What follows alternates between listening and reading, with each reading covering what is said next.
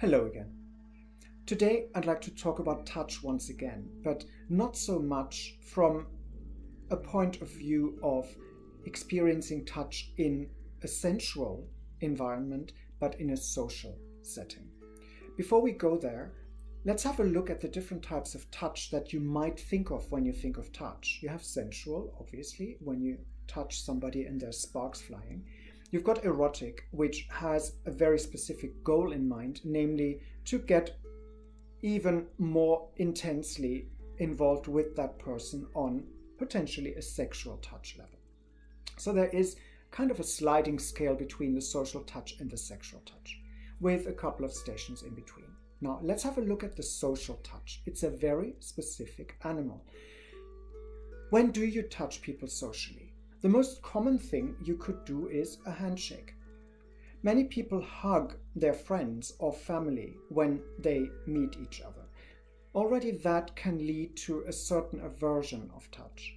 And that's without going into, let's say, a party setting where people put a hand on your shoulder to indicate that they want to go past, or somebody puts a hand on your lower arm to indicate they want to interact with you in some way while you're talking to someone else.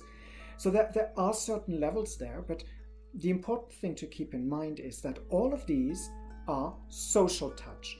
They are a means of communication and not so much a means to initiate something more that you would have in all the other kinds of touch.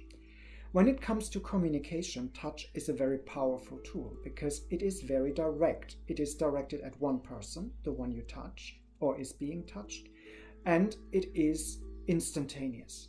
You cannot miss it. So that's why probably a lot of people have an issue with being touched, because you cannot avoid it. And there is this consideration that you have never given consent to be touched. But the problem here is consent to be touched really only applies to anything that leads further.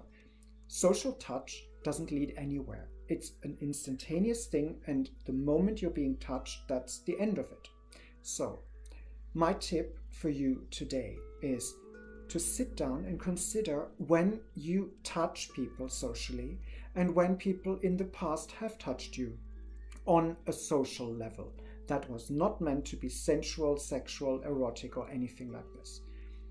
Look at those instances and think about how they made you feel on a physical, on a mental level, and if that was really warranted.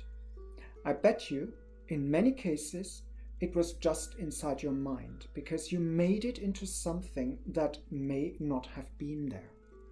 My advice here is to make a clear separation between social touch and sensual touch and anything that goes beyond that. Try to separate them and look at the instances where you have experienced social touch and think about what that meant to you.